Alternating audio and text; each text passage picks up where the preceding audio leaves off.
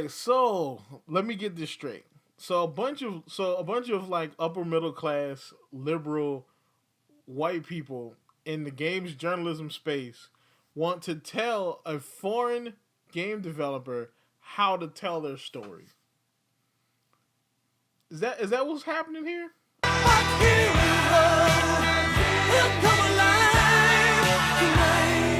What is up, YouTube? My name is Mario, aka the Loot Box Hero, aka YouTube's greatest fat man, here bringing you another video. Alright, so it looks like we have a bit of an issue with Final Fantasy 16. Now, I forgot that Final Fantasy 16 actually dropped a trailer a couple weeks ago. I actually got a chance to look at it. Bruh, the Ambition trailer, or whatever they call that gen is bananas. Alright, I'm like, yo, the story for this game is looking crazy. Like, so, I mean, it is still your typical Final Fantasy fare. Nations battling over a crystal, but it feels like they're going more toward the medieval Europe setting. They're doing more of a grounded but kind of gritty dark fantasy RPG vibe, which is actually pretty good, especially since a lot of the modern fantasy stuff they did in Final Fantasy 15, it was good, but it just didn't stick with me as much as old school swords, sandals, and sorcery fantasy. You know what I'm saying? But that medieval setting might actually be a bit of a drawback for them, according to some people. So of course, if you want more videos like this from me, like, comment, subscribe, hit the bell button, do all this other YouTube requires you to do. Continue getting videos from me, as well as follow me at twitter.com/rsmario128. You can check out my main channel of the same description, rsmario128 on YouTube, where I cover Nintendo and anime news and updates and stuff. Currently following the Pokemon Scarlet and Violet leaks. They're bananas right now. Like my video tweet, share my video tweet, and I will shout you out at the end of the video, as well as drop a comment down below to help the channel grow.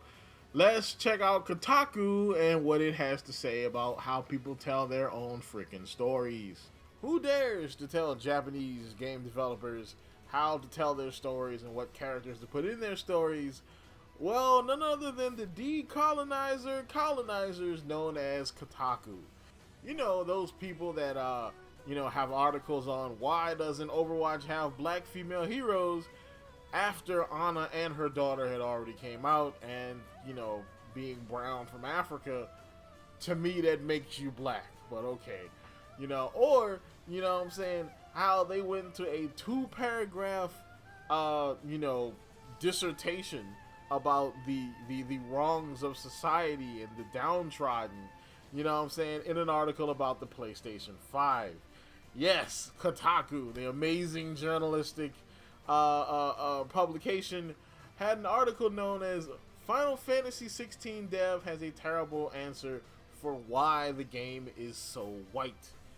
Because I'm guessing being white is a bad thing, I think. So now, before I really hop into the article, I will have to say that I'm not somebody that's anti-diversity. I understand diversity well, I just hate forced diversity.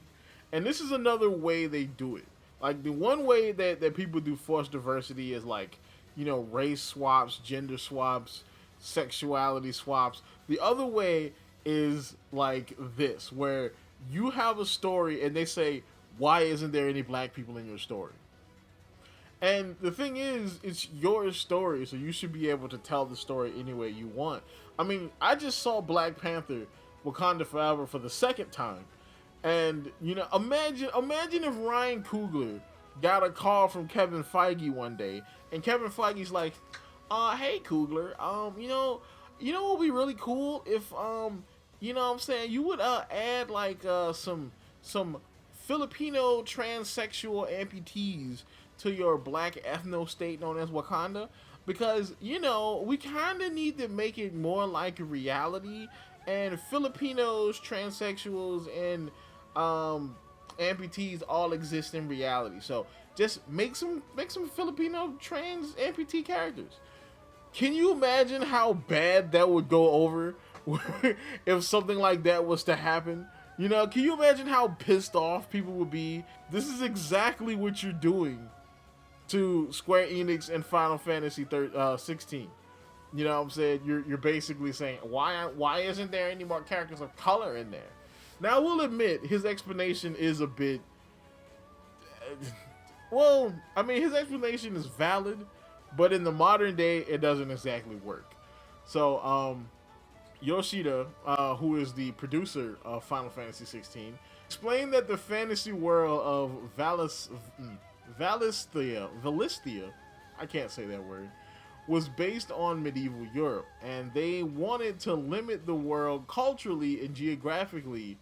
Valisthea was never going to realistically be as diverse as, say, modern-day Earth, or even Final Fantasy XIV, he said, as if he was being asked to incorporate every race on the entire planet. Ultimately, we felt that while incorporating ethnic diversity into Valisthea was important, an over-incorporation into this single corner of a much larger world could end up causing a violation of those narrative boundaries we originally set for ourselves. Now, see, what this lady doesn't know is when you write a story, right? When you write a story and you create a world for that story, you have creative boundaries. See, those boundaries are things that you don't want to pass because they make up the laws of your world. They're like the skeleton that your story rests on. Like, the story is like the muscles and the fat and the skin that hang on the bones that is narrative boundaries. Alright, usually they're lore or they're bound by whatever time period they have to be in or based on, and that's the bones that your story hangs on.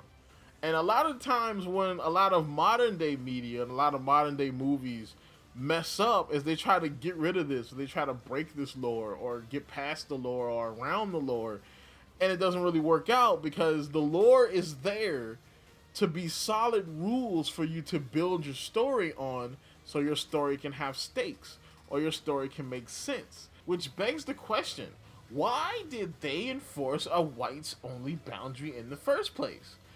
After acknowledging that the real world is more diverse than Valisthea, he continued, the story we are telling is fantasy, yes, but it is rooted in reality. Well, which is it, Yoshida?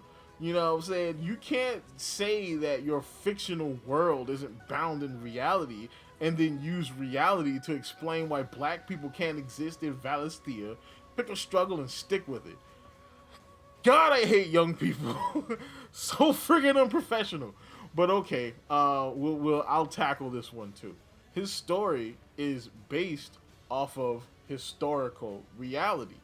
Now, at some point, black people specifically did end up coming to Europe and the UK, but it was later. Back in medieval history, or you want to go back like 2,000 years to ancient history, it is very, very white. Okay?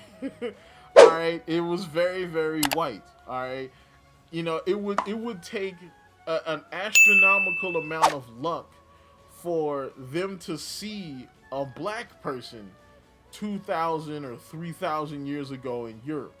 You know what I'm saying? Because that's just the way it goes. You know, transport, the slave trade, colonization, exploration, all that stuff took time to get people around the world. You know what I'm saying? So, yes, there was a time period where Europe was mostly white. Same way in Africa, it was very black, okay?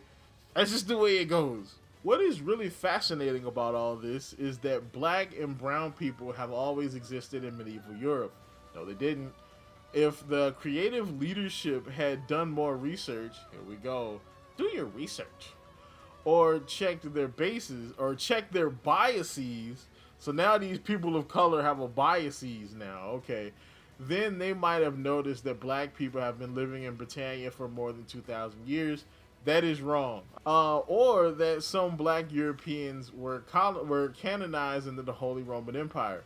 The Holy Roman Empire is actually a lot more recent than like ancient, medieval Europe.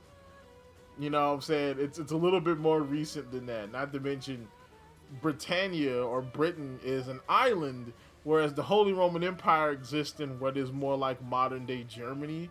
So that's a little different. Or how Iberia was under Islamic rule for approximately 500 years, closer to 700 years, but okay. Instead of realistic imagining of medieval Europe, we got in Final Fantasy 16 instead. So yes, all right, you're cherry picking through parts of history that prove your point, but that's not what they're doing though. So why did the developers decide to include only white characters in the trailer? Yoshida has an answer that sounds entirely like a non-answer, basically an answer that you didn't want to hear. So it can be challenging to assign distinctive ethnicities to either antagonists or protagonists without triggering audience preconceptions, inviting unwarranted speculation, and ultimately stoking the flames of controversy. Basically, he's saying, damned if you do, damned if you don't. If we would have put black characters in roles like being like protagonists or positive roles in the trailer, people would have said, "Oh, Square Enix is gone woke. They got black kings in medieval European games." You know what I'm saying? If they would have put them in more antagonist roles in the trailer, then they would have gotten attacked from the left. Oh my gosh, they're stigmatizing black people and they're making them evil. And so now this white character is going to be fighting against black people and it's racism.